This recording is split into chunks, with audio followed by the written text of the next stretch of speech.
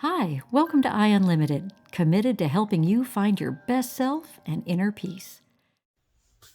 Hey, friends. So, the 2022 Winter Olympics don't officially open for another 2 days. But with such a full schedule, they're having to start some competitions already. So, this morning, I was able to watch the mixed doubles curling, on that long sheet of ice where they throw the stones. And afterwards, they had a little documentary or a kind of behind the scenes getting to know the men's team, 4 men on a team. And they were profiling specifically the team from the last Winter Olympics. Now, the man that headed up that team, they call him the Skip. That was his 4th time to the Olympics. So his first time, I believe it was, they won bronze, which had been a fabulous result for the United States men's team. The next 2 Olympics, I think he might have been the Skip at the time. They came in last at the next one, and then second to last at the one after that. And so the Men's Curling Association in the United States decided they wanted to do something different in order to really start to elevate the U.S. men's team and get up into contention. So they were putting together what they called a high performance team. So I guess it's kind of like the cream of the crop. And there were tryouts. People went and tried. And they selected people and made this team. So that man that had been a 3-time Olympian, he had been part of the bronze medal team, he did not make the cut. So he's obviously been training and participating in curling for many, many years. And he had to look within and say, what do I do now? Do I keep going? Do I try? Do I just and just sit and just play for fun? But he decided he was going to try to put together his own team. He's like, okay, then I'll just have to do it on my own, as I've always done. They're not going to open the door for me. I'm going to have to make my own door, climb through a window, something else. So he called other members that hadn't made that high performance team, and he put together a team, hoping there was still enough talent, that they could do something legitimate. And he actually called it Team Reject because they were all rejected from the high performance team. So they worked, they trained, they formed a bond. They went on to then beat the high performance team. And then when it came to Olympic trials, they beat him again. And they went to the Olympics. So this is his 4th time at the Olympics. And they've already accomplished more than anybody thought they would, because the entire team every one of those men had been rejected for the high performance team.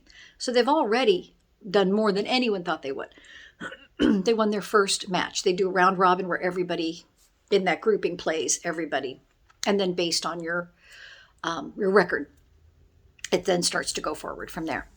So they won their first match. Their next 3 in a row, they lost. And this man, the Skip, was a big reason of why they were losing. It's supposed to be your strongest man. Usually they have the last shot, and he was missing a lot of his last shots. So their record now, they're 1 win and 3 losses. Now, if they lose another one, they're out of the competition. They have to be winning. And at that moment, of course, it's a very low moment. This is a very public failure. I mean, not only is it televised, but with the social media now, seeing all these comments about, he's the best they could do for a leader, and, so that just had to be very, very demoralizing. And he was walking his wife and children across the Olympic village, I guess, to get to where they had to catch their bus. And something on that walk just cleared his thoughts, his mind, his vision, restored him back. He'd been so caught up on the results and having to get that gold and what are we doing and proving to other people. And he was able to restore himself back to what he loves about it, who he has been training himself to be on that ice, and the enjoyment. They had to win in order to get into medal contention. They not only had to win their next match to stay in, They had to win the next 3 in a row to then go into medal contention. Any one loss, they would be out. And their next match was against the Canadian men's team that the US men's team had never beaten. And the Canadian men's team had been multi-time gold medal winners at the Olympics. So of course you're going up against the giant, right? They won it. He had cleared himself. He'd let go of all that. He'd restored himself to that pure vision, that dream, ignited that passion again. It was like when he couldn't make a shot before, now he couldn't miss the shot, right? They won the next 3. This team of rejects, right, that the U.S. Association hadn't wanted, they won the gold medal. And now, there's another decision for them to make after that, they're the fulfillment of a dream. And I know there could be lots of controversy about the Olympics, and I'm not trying to discuss that. I love to watch it only to see people chasing their passion, their dream. I don't like to see when they've really done negative things to themselves, to their families, in order to do that. I mean, anything taken to an extreme is detrimental, right? But they accomplished that. They fulfilled it. And then an elite athlete has that decision to make. Do I stop now while I'm at the pinnacle, right? Or do you dare go again? And if then won that bronze, and then they were dead last the next Olympics, and next to last the one after that, are you going to risk for somebody to say, oh, they were just a fluke, see, I told you? And they are going for it again. And it really had me reflecting. All of the men had to be looking, when they were right there and losing and they're right next to, our dream being done. Where did they have to dig? What did they have to dig out and get rid of? What did they have to find and pull forward within them, right? And how many times in life, when it gets difficult, when someone says, no, you can't, when someone says, not you, no, or you're not good enough, right? How many times do we like, oh, okay. When that rejection is public, like they hadn't been selected for the team, not that the whole world knew, but, the U.S. Association knew. When something isn't easy, I know there's so many times, if it's not easy, I don't want to. If I don't think I can win or be the best, I don't want to, right? But where are we shortchanging our lives then for just the enjoyment of it? Just the joy to get out there, the camaraderie these guys have. Well, of course, maybe it's just for the documentary. I don't know. But, showing them ice fishing and this and that, doing different things.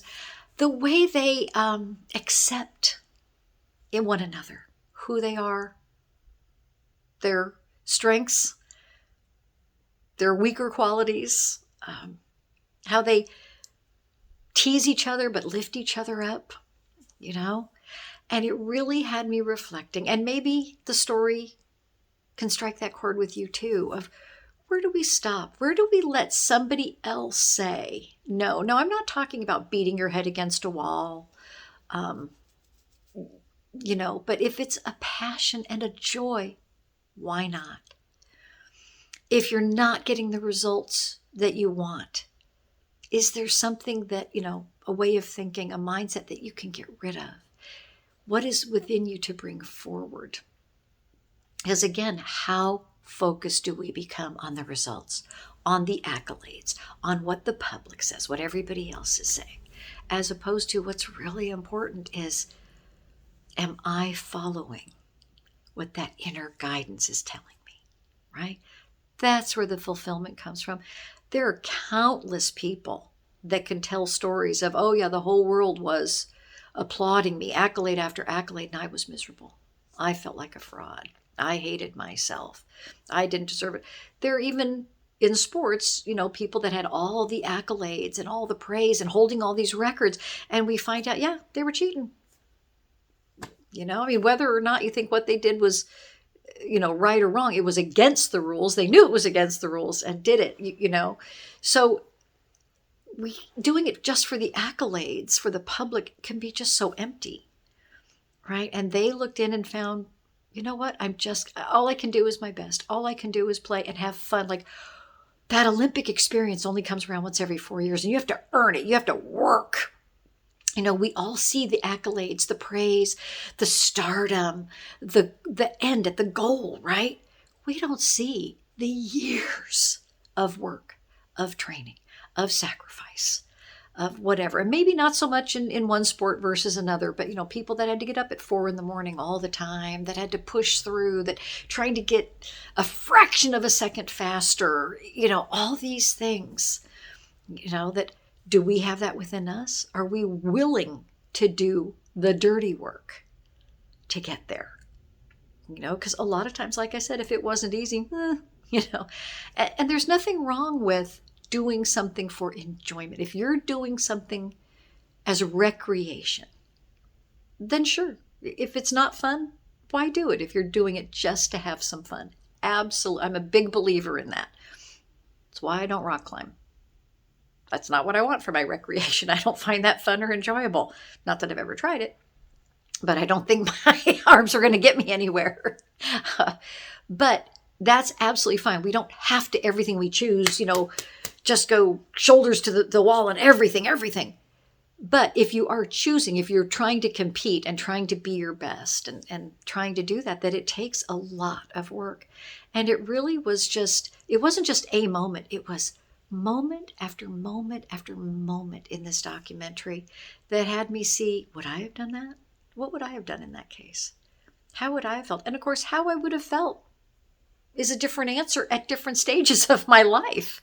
And there is something to be said for experience, right? It changes how we think of things.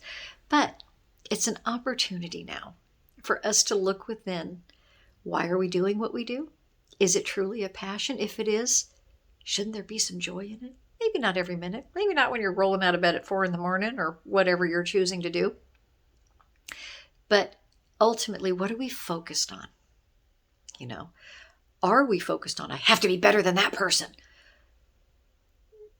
Because you just have a lot of frustrations. There are people that, so many competitions, there could be somebody that has won in that race the last 12 times. Every time they've met, they've beaten their other top competitors every single time. And then the Olympics come and they don't. Does that mean they stink? No.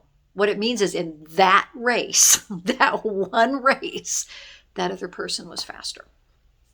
That's what it means. Now, of course, that person, if they wanted that recognition, they wanted that accomplishment. I'm not trying to belittle the accomplishment or recognition.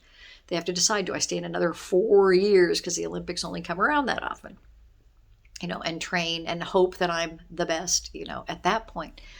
So it's whatever we do, we always have opportunities along the way. Why am I doing it?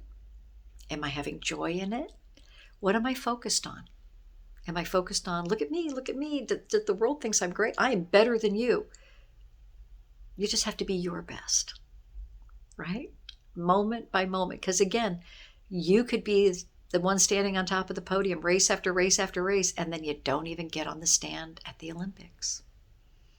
It has happened many times over the years. So I'm sure I'm going to have lots more Olympics-related thoughts over the next 3 weeks because I just happen to love watching the Olympics. So anyway, I hope that either the Olympics or something that we see in them or we talk about here will inspire you. And until next time, my friends, you keep shining your light and have fun doing it. I hope this video helped you rise higher and shine brighter. Keep going. Invest just a few minutes here with me each day, and you'll see your happiness, fulfillment, and inner peace grow. Please remember to share, like, and subscribe to this channel so others can find their best selves in inner peace too.